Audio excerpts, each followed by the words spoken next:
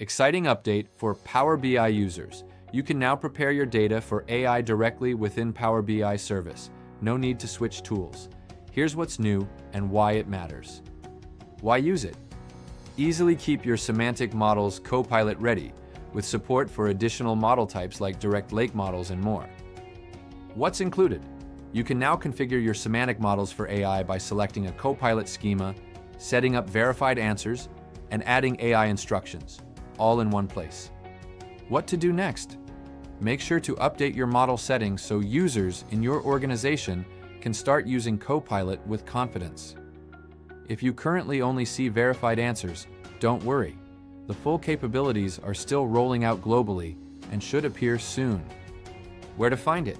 In Power BI Service, open the semantic model you want to prepare, then select Prep Data for AI in the ribbon. Stay tuned for more Power BI updates.